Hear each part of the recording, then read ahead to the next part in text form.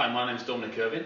Apart from being a cyclist, I work for Epiphanies LLP, and we're a consultancy that helps people profit by changing behaviour.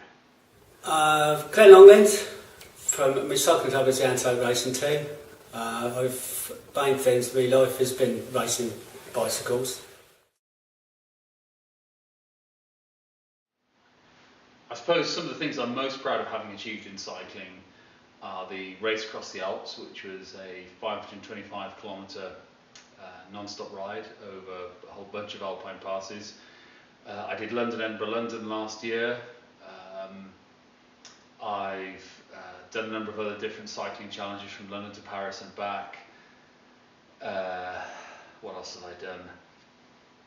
Oh, of course, and I've made an attempt on the Tandem record before. So basically ultra distance stuff, and before that I was involved in Ironman triathlons. Because my favourite event is the 12-hour. I've won the national 12-hour championship 5 times, and the 24-hour championship I've won that as well. Again, I've been doing it for so many years now, and it's just having the confidence in yourself and telling people exactly the same thing. You know, if you don't think you've got a chance of doing it, don't bother even starting.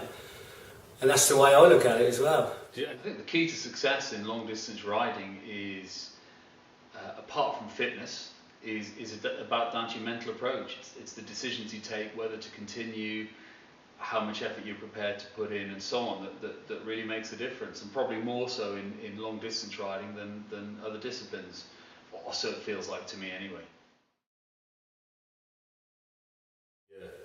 Well, I've always tried 10,000, a minimum of 10,000, which I've always done. Right. And my best years, it's been 15,000, 17,000. How many miles do I ride a year? Gosh.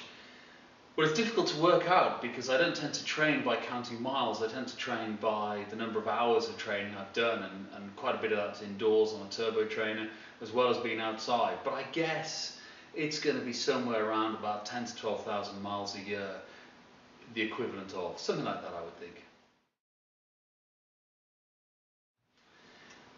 Why the Tandem record challenge? You know, that's a great question. Well, JD Tandems have a lot to answer for because they're the first people that put me onto this challenge, and it's something I've been trying to do for years now.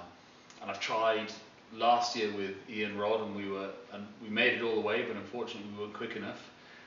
I've tried it with other people in the past, but we never got to the start line because the training just proved a bit too much for them to do it. But what I love about it, it's a team challenge. It's not just about riding your bike. It's not Glenn and myself that are going to get there. It's Glenn and myself riding the bike as part of a larger team that are making it possible. And it's that whole team dimension for me that makes this such an exciting journey. And that's what I really love about it. It's a bit frustrating that people tend to focus on the riders because it isn't just the riders, it's everybody involved that has to put a lot of effort in to make this happen. That sense of teamwork, the sense of camaraderie, the sense of achievement, the sense of success in all the things we've done in the preparation so far, that's what gives me a huge buzz, quite frankly. It's just I've always had a challenge, and I haven't had one for the last 3 or 4 years, so as soon as this one come up, I was interested straight away. But I mean, my daughter and my wife taught me into doing it. All right. Yes, I raced up to 100 mile though. We've only done 100. And then I had a broken collarbone still because I went in on the Thursday to have a metal plate put on it after that.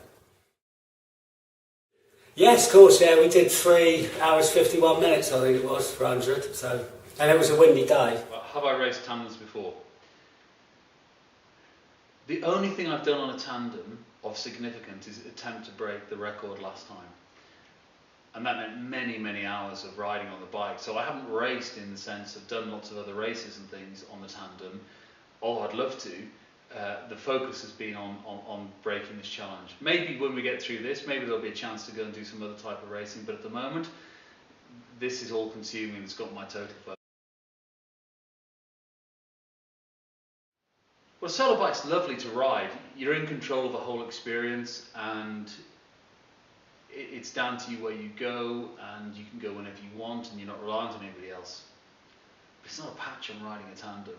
Riding a tandem is all about teamwork. It's all about two people having a great time together on a bike. You can never drop the person you're riding with. And if you've got the right riding partner, you can have great conversations, good chat, you can see the same things together, you cover a lot of countryside.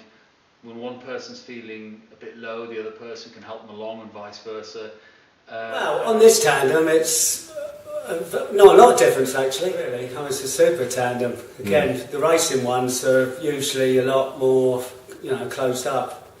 So I would be shouting out, moaning and all that, but no, this is perfect. I like my mates, it's just like being on me, road bike. Yeah. So I've got an ass in front of me, but you cut that bit out. Oh, riding this tandem's awesome. It's just an amazing bike. It just flies, but it's so stable when you're riding, and we're really lucky to have access to these machines from JD Tandem. These Orbit bikes are just quite something else, and as Glenn said, it's you don't have any of that sort of tension when you sometimes get on a tandem between two people, because the bike is just very, very well designed and very well balanced and good positions on it and so on. So it flies. It's a real joy to ride. The furthest I've ridden in one go with very, very short breaks was London, Edinburgh, London, and that was about 880 miles, or that's what I had on my device by the time I finished, probably because of one or two little errors along the way. I did take one or two very short breaks for about half an hour, 40 minutes or so during that, but essentially it was a one-off, it was a one-hit ride. Prior to that, it was the tandem record last time when we were riding for 50-something hours. I can't remember what that was. So that was a very long time too, but slightly less distance, about 50 miles or so less. So those are the sort of distances I've done before. So I'm okay with doing the distance. It's a big distance, but I'm okay with it. It's a question of going fast enough, really. It's a 24-hour was the one I did. I did two in the end. Right. And the best one was only 479 miles. Again, I've done it because these record attempts, really, which we're going for now. I did the London to York in just under 7.5 hours, and I carried on for the 12-hour record, which is 309.5 miles, which they both still stand.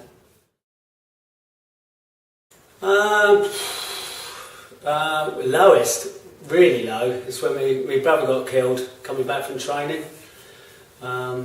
That was 975 when he was 16, so whoa. That's the lowest. But again, the people in cycling, I kept it going. And that was, 975 he got killed, so and I started racing in 1970, so. Heart Research UK, Helping Little Hearts, really appeals to me. I get the reason why the need for support is there. As a father, I know that if something happened to my daughter, I would be really anxious about her not overdoing anything and wanting to protect her, wanting to make sure she's okay. Paradoxically, that's not actually probably necessarily the best thing for her if she's had a major heart operation or something like that, because actually we want them to be active, we want to be out there, we want to be engaged and participating, getting involved in things, so they stand the best possible chance of having a happy and fulfilled life. But that message isn't always out there, and there's a need to get out and support parents whose children have gone through these major traumatic operations and things to help them recover in the best way possible and achieve their potential. I think the challenge is bigger for Glenn than it is for me. He's a supremely talented cyclist, unbelievably capable. And he's got to sit behind me, and I haven't done some of the things he's managed to achieve. And I have the greatest of respect for the fact he's doing that. I've done some long stuff, but he's the guy who set the records. So I'm hoping that between us, we can both do something long and also break a record. I'm immensely pleased to have Glenn on the back of the bike. It really feels like we're going along at a fair old lick when we ride it. And I think we stand the best possible chance because of his experience and my experience in doing long distance, and we're both training really, really hard. So I'm hoping we can do this. I really believe we can, and I wouldn't be here if I didn't think we can do it.